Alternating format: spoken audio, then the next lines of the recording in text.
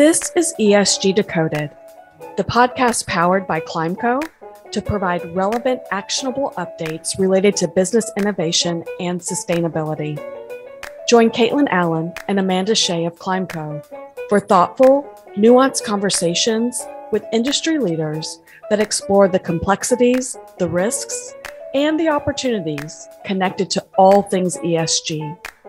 I'm Yvonne Harris, a consultant and a co-host, and I will be collaborating with Kaitlyn and Amanda for the discussions that we will present on this podcast. Put simply, ESG is everything that's not on your balance sheet. This leaves room for misunderstanding, oversimplification, and the tendency towards one-size-fits-all perspectives. None of that will happen on this podcast.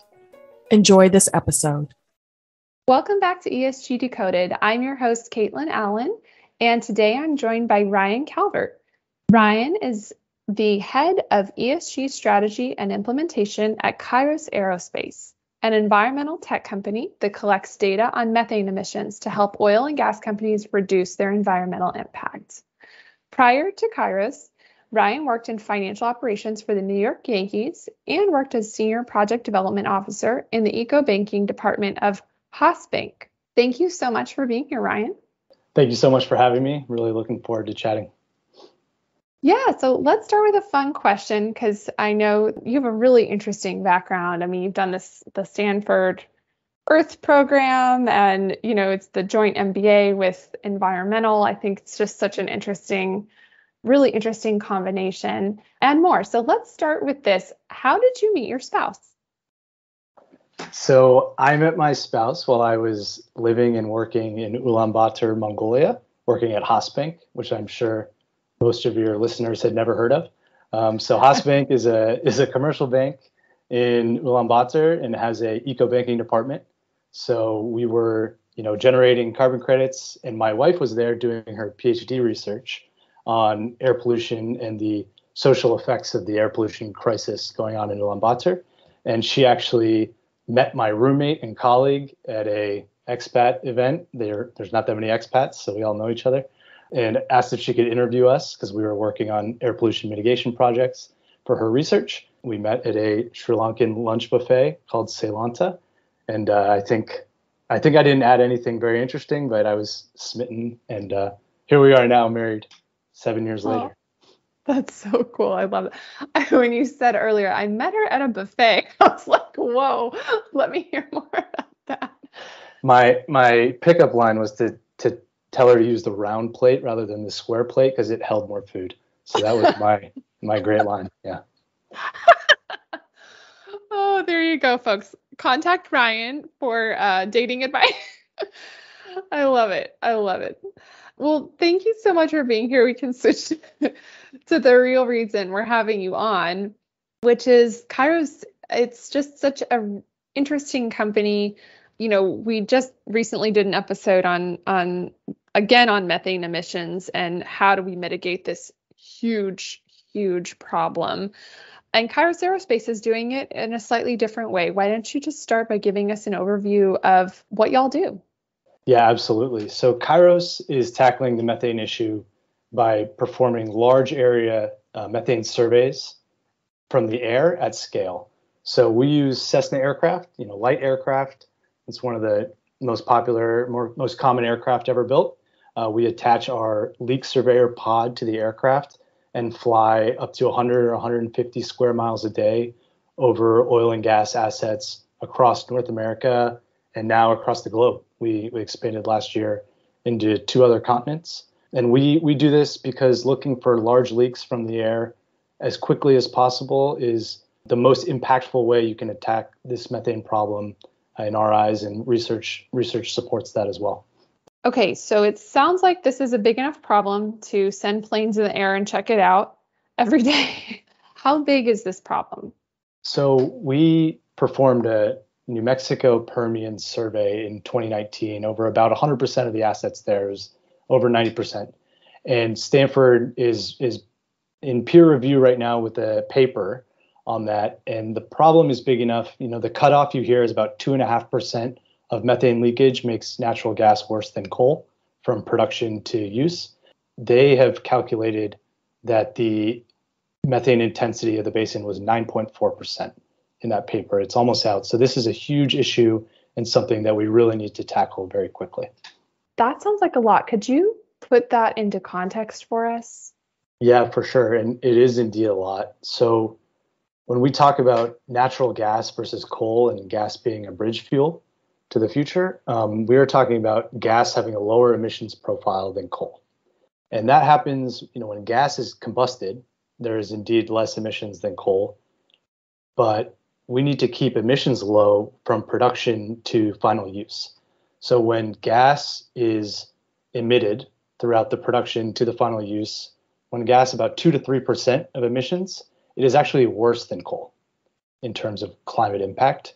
And that 9.4% number is 3 times that. So the fact that we're advertising gas is cleaner than coal is just not the case unless we can keep the emissions down. Wow. That's huge, Ryan.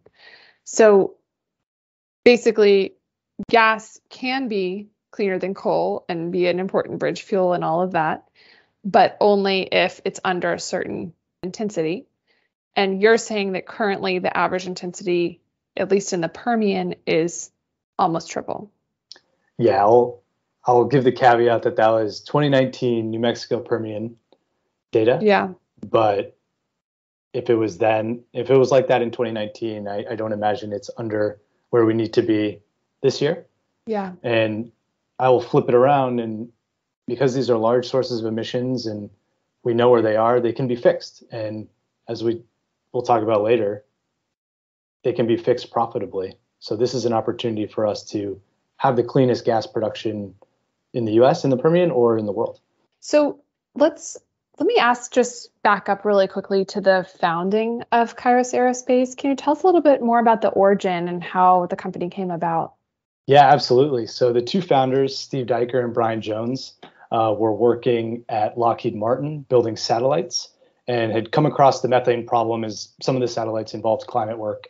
So they knew that this was an issue, and they really, left Lockheed to work together to try to solve it. And like many good Silicon Valley startups, they actually built the first spectrometer in Brian's garage, and we're testing it on, I think, their neighbor's garage across the street. That is the origin. I wasn't there to see it. I wish I had. There's some good pictures from back in the day. But yes, it was built in the garage, and here we are now flying 7 planes a day around the oil field. Wow, that's so interesting. It was like an actual garage story. That's so cool. Let's just pause really quickly and to ask about the planes, right? So you're saying methane's a huge problem, right? We all know greenhouse gas is a big problem, but we're flying all these planes, 7 planes a day. That's a lot of emissions also. Like how does it kind of balance out? Yeah, that's a great question. And I can tell you actually work on ESG at getting to that point. So we do understand that our planes have an operational footprint.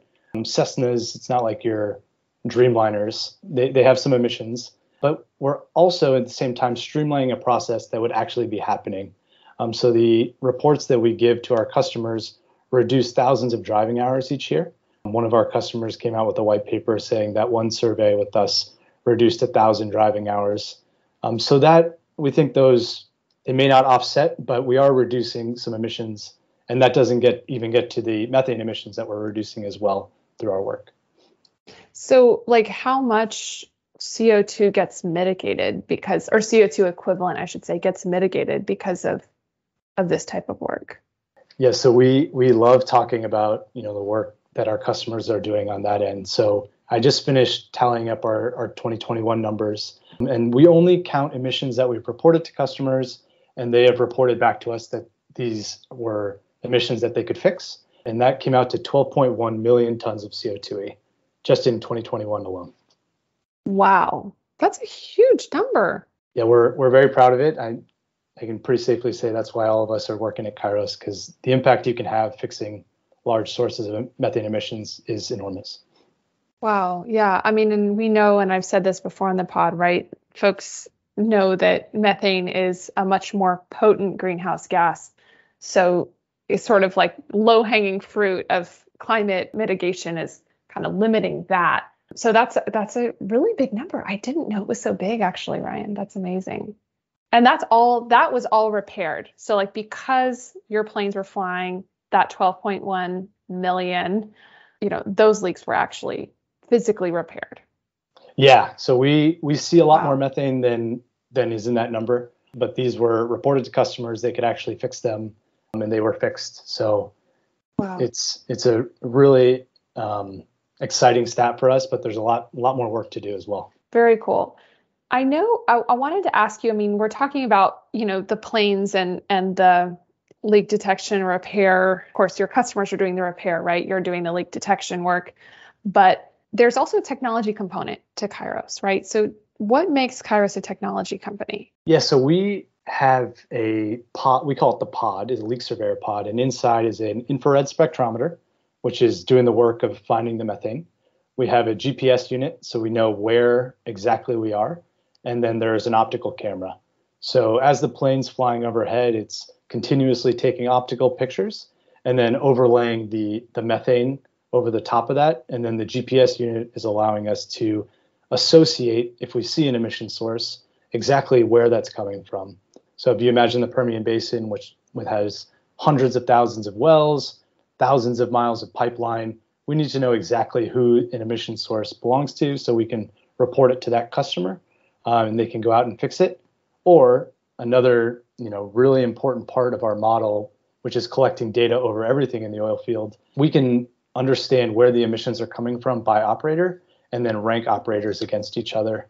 So, which is critical for ESG, because ESG is really a ranking game. You want to be the best performer in the oil field for whatever reason, to secure financing, to show your boards you're doing a good job. So by being able to rank operators, we can show who's top quartile, who's bottom quartile. And exciting for those in the bottom quartile, we know exactly where your emissions are to get you to the top quartile, which is very, very important when you're just starting on your ESG journey. Yeah, and what I love about that is it's so action oriented, right? I mean, that's what we like to talk about in this podcast. What are the practical steps you can take? What are the tools out there to fix these problems, right? And so I love that it's not just, hey, you guys are really bad. It's it's like, hey, this is where you are and let's fix it, No, totally. And it's, these ranking tables that we have, it's all completely anonymous. We take operator privacy as the most important thing we have. We need to build trust with those that we're trying to help. So it's not you're doing a really bad job, you're in the bottom quartile. Right. It's this is where you are. And by fixing these 12 things, you can drastically improve your emissions profile, and you can prove it because it's measured and you know exactly where the fixes were coming from. So it's really an exciting opportunity for operators.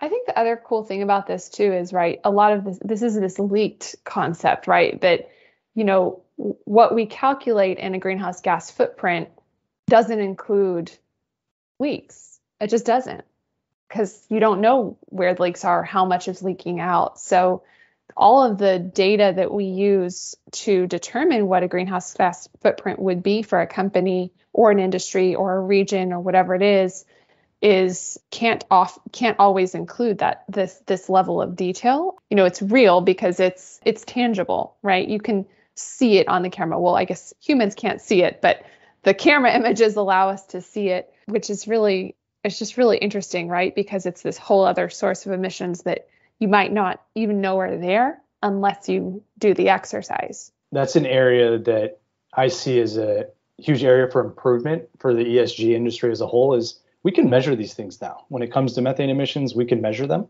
So requiring, I think what you're describing is emission factors to come up with an emissions footprint of an operator. It's much more accurate to just measure them and use that as your emissions footprint. Whether it's better than your emission factors numbers or worse, knowing what the actual numbers are can really help drive better decision making and better outcomes for operators or anyone else that's worried about their methane emissions specifically, or any other piece of their emissions footprint. Let's talk about a specific example. So do you have an operator or case study that you could tell us about? Yeah, absolutely. So we work very closely with Triple Crown Resources, who's a small E&P, privately held E&P in the Permian Basin. We've been working with them for a little over a year now. And they really have grasped the idea that focusing on ESG as a profit center is a way to, one, change culture internally. They have all, really been excited by this concept since we started working together. And then Ryan Keyes, their president, has been very public about the work they've done with us and the type of outcomes that it's driven for them. So when we first performed a flyover for them in late 2020, their emissions intensity was 4.2%, which, based on all of the public announcements from certain companies, what we know about methane emissions and where you want your intensity to be, that's a really high number. And Ryan really showed leadership by being willing to say that publicly, but also he saw the opportunity going from 4.2% to where they are today, which is under 0.2%, saving that gas, being able to sell it. That is a huge ROI for Triple Crown. So we wrote a white paper with them, and the payback period for that first survey was around 5 days. So as a project, if you're looking at it in terms of the payback, it's a no-brainer. Yeah, it's 5 days. And that's Lord have mercy. It's not a uncommon occurrence for a project to pay back that quickly. And gas was a little bit cheaper back then. So now when you're fixing these emission sources, the payback's even faster. And now we do 6 flyovers a year for them. They're really focused on keeping gas in their infrastructure and sell it, and at the same time keep their emissions intensity as low as it can be. Yeah, that's what we want to hear, right? Is just keeping, can we get this under control, the problem under control, first of all, and then keeping it under control, right? That's the second piece of it. It's funny, this is reminding me of the episode with Jason Rowe, because we were also discussing the business of reducing emissions. And there's this, it's almost, I don't want to say cottage industry, right? There's a big industry growing up to tackle this problem of Kairos is a part, EcoVapor is a part. And it's really cool to see that type of innovation happening to address this huge, huge problem. I mean, 12.1 tons of CO2e in just a year that was for sure fixed. We should all feel better sleeping at night about that.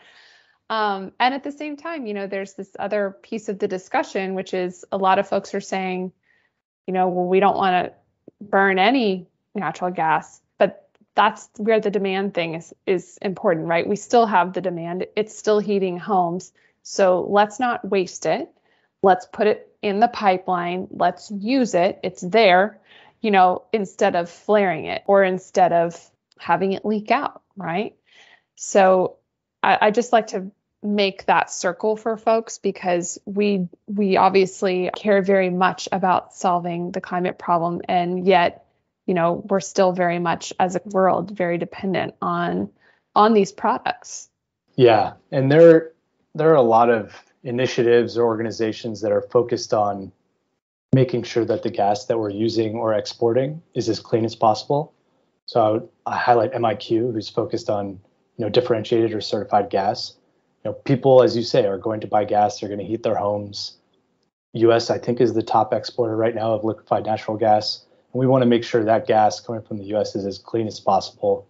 So whatever technologies you're using to minimize the emissions from the gas that we're producing, moving, exporting is critical right now, because we are going to be using this gas. So let's make sure it's as low emissions as possible. Yeah, I couldn't agree more. I want to wrap this up, but I feel like there's so much more interesting stuff that we could get into from the technology side about this. I know that you guys hold several patents and proprietary technology. Anything kind of cool that you want to highlight about your technology? Something you are working on, or something that was just made public? Anything like fun like that? So the technology itself is very exciting. The fact that we're seeing this much methane and can effectively, send you to the corner of the pad to go find what you need to locate, to me is mind-blowing every day. I'm obviously not on the R&D side, which is probably why it's so mind-blowing to me. But what is so exciting is the fact that we have been working in North America in the past, and in the past year, we finally were doing our first surveys in 2 other continents. So the scale of the problem, while it can seem daunting, the fact that we're able to help, solve these emissions issues for so many people globally now is really exciting for us. So I would say that's one of the things that keeps us all coming to work, keeps us really passionate about this, is that we're not going to be able to solve it tomorrow, but it's still something we're having a big difference on today and in the future as well. Well, Ryan, thank you so much for being here. I think it's a really interesting technology and obviously a very important one to kind of stop the bleeding, so to speak, with methane leaks. So we're really happy to have had you on. Yeah, thank you so much for the opportunity. It was really great to chat with you and get to share a little bit about what Kairos is working on and how we're helping solve the methane issue. Really appreciate it. Thank you for listening to ESG Decoded. Subscribe to this podcast wherever you consume yours and follow ESG Decoded and ClimeCo across social media platforms. Until our next episode, take what you learned today to drive long-term value for your organization by doing good for people and the planet.